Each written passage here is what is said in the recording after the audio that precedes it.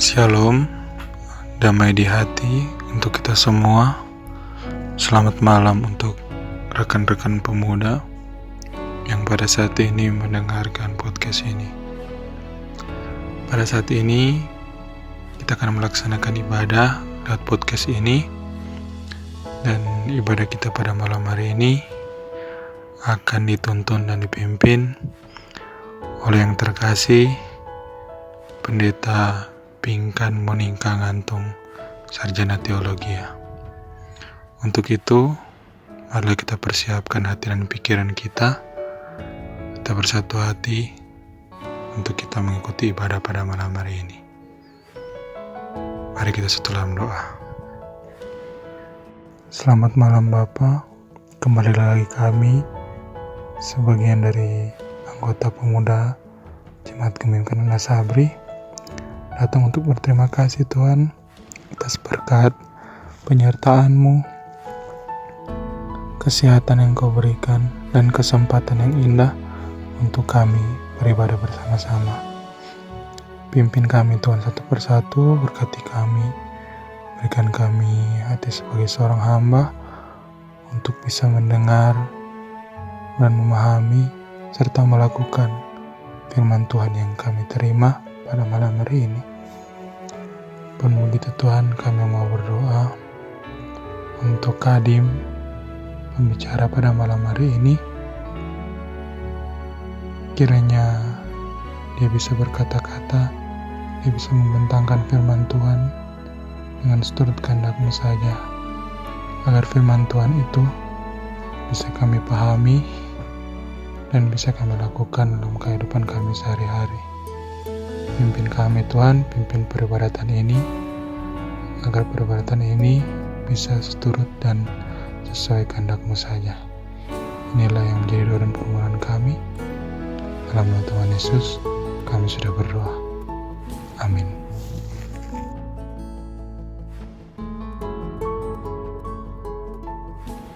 Marilah kita membaca Alkitab dalam Injil Matius pasal 9 ayat 35 sampai ayatnya yang ke-38.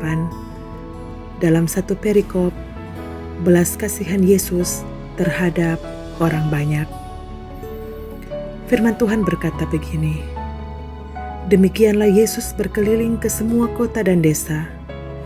Ia mengajar dalam rumah-rumah ibadat dan memberitakan Injil kerajaan sorga, serta melenyapkan segala penyakit dan kelemahan.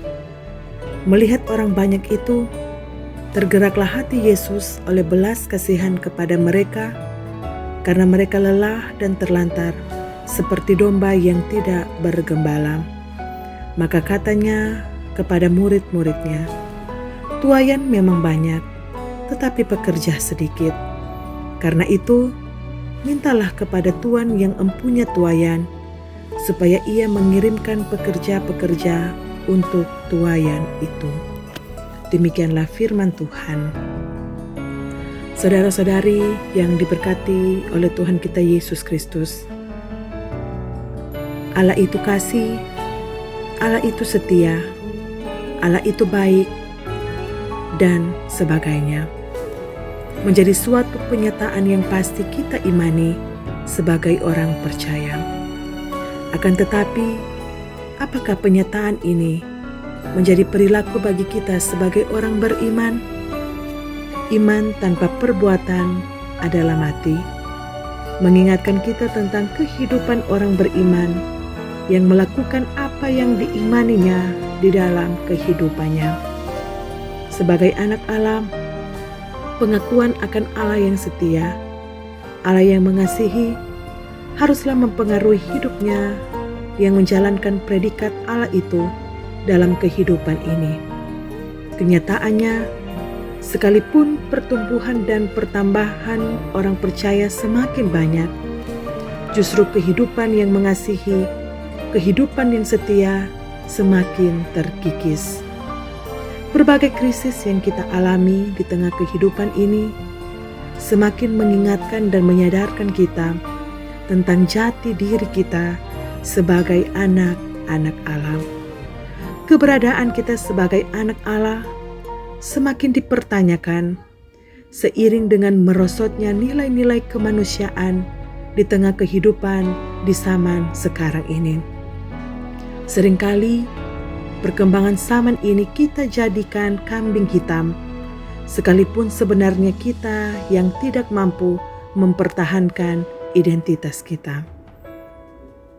Allah di dalam penyataannya menunjukkan bagaimana rancangannya baik bagi semua ciptaannya, termasuk kita sebagai pemuda-pemudi Kristen.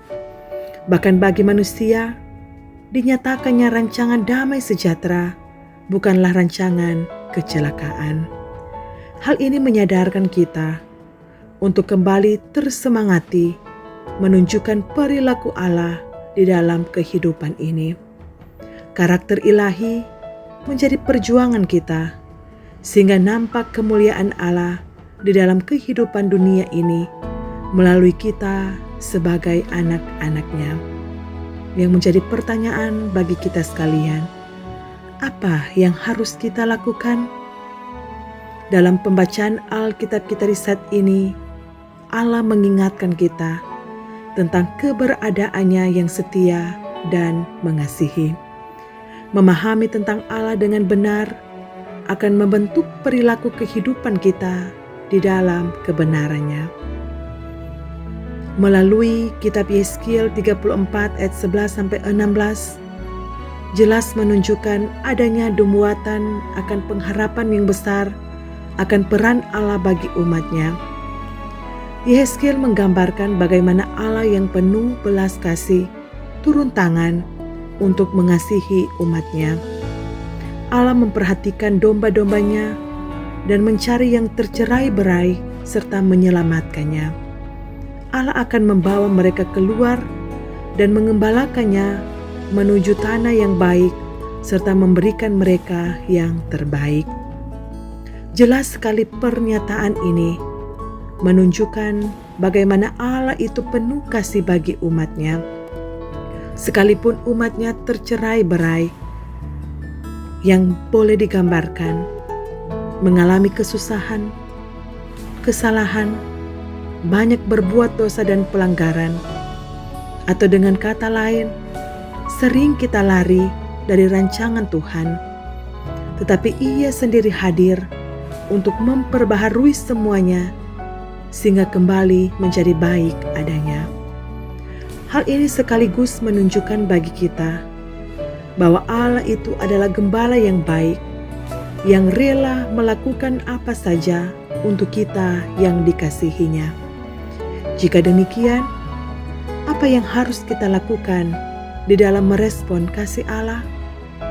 Jelas jawaban sederhana adalah, lakukanlah kasih Allah itu di dalam kehidupan kita.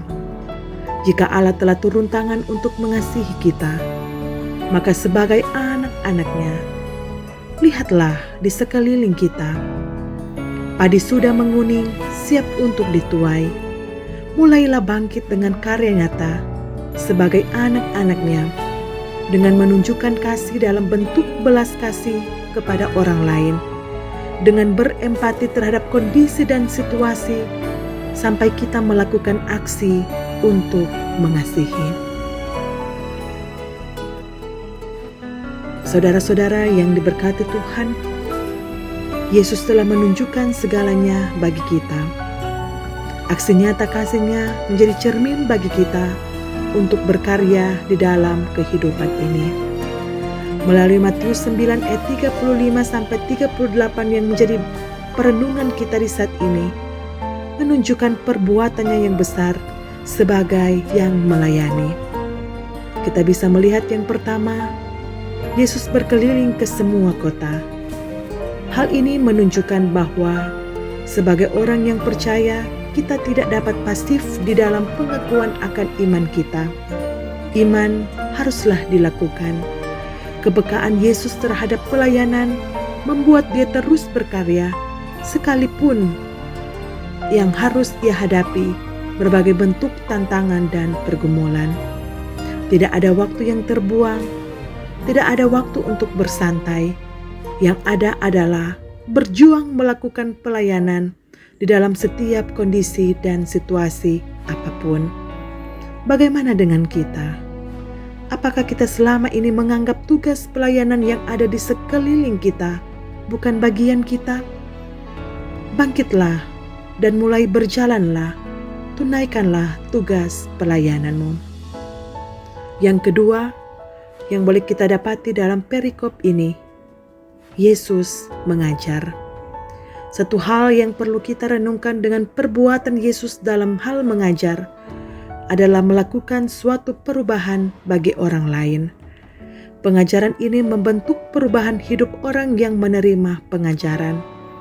Artinya, sebagai orang percaya di tengah zaman kita sekarang ini, sudah menjadi tanggung jawab iman bagi kita di dalam memberikan pengajaran bagi orang lain, mengubah orang lain agar seturut dengan kehendaknya. Tentu hal ini haruslah dimulai dari kita sendiri. Berubahlah oleh akal budimu. Dan hal yang ketiga, yaitu Yesus memberitakan Injil Kerajaan Sorga.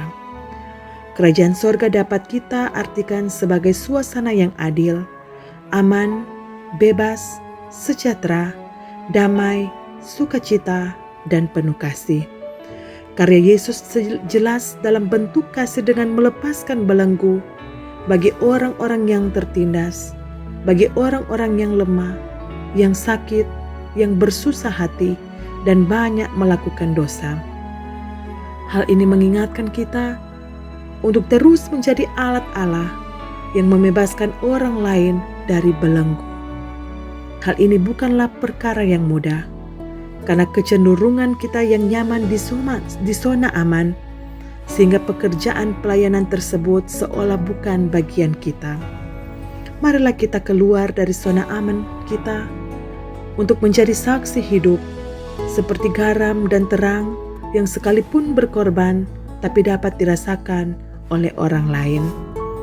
Yesus mengasihi dan menyadari keberadaan kita sebagai anak-anak-Nya. Banyak pekerjaan pelayanan yang harus dilakukan, sementara yang melakukan tugas pelayanan sangatlah terbatas. Sering sekali pekerjaan yang besar dan berat membuat kita menjadi pesimis untuk melakukannya dan memenangkannya. Sama halnya di tengah kehidupan kita di zaman ini, pekerjaan pelayanan begitu besarnya sampai kita tidak tahu harus memulai dari mana, bahkan beranggapan tidak mungkin melakukannya. Ingatlah, seberat, sebesar apapun pekerjaan pelayanan yang ada di depan kita, tidak ada yang mustahil bagi Tuhan.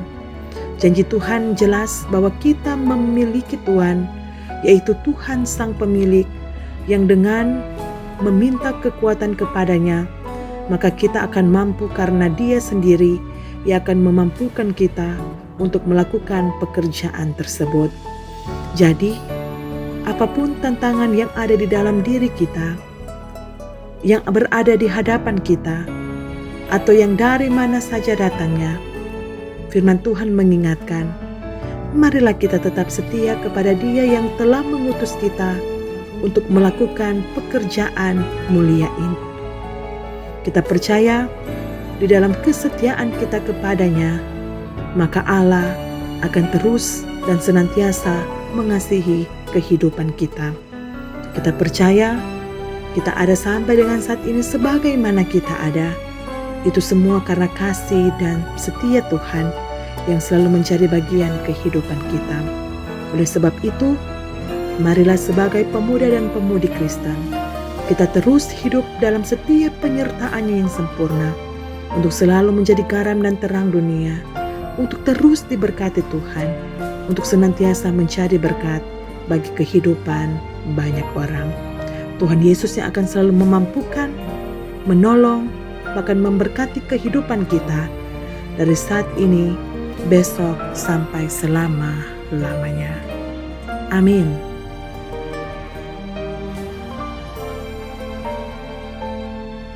Bapa di sorga, Bapa yang penuh kasih, terima kasih untuk kesempatan kami boleh mendengarkan, membaca, dan merenungkan sabda dan kebenaran firman Tuhan. Biarlah Engkau boleh memberikan kami pedoman lewat apa yang boleh kami renungkan lewat firman-Mu yang sudah kami dengar di malam hari ini. Biarlah Engkau boleh terus berkuasa dalam kehidupan kami sehari-hari sebagai pemuda-pemudi Kristen. Kami berdoa juga saat ini untuk wabah penyakit yang mengelilingi kami. Bapa, biarlah Engkau berkuasa akan kehidupan kami sehari-hari dimanapun kami pergi dan berada. Terima kasih untuk selalu baik dan setia di tengah-tengah ketidaksetiaan kami. Terima kasih untuk semua yang telah Engkau berikan bagi kehidupan kami. Ini doa kami mengucap syukur kepadamu. Terima kasih Tuhan. Amin. Terima kasih teman-teman yang sudah mengikuti video singkat di malam hari ini dari awal sampai dengan selesai. Semoga video ini boleh memberikan teman-teman dan tetap jaga kesehatan dan tetap di rumah nih. Sampai bertemu di video-video bersingkat selanjutnya. Tuhan Yesus selalu memberkati kita semua. Terima kasih.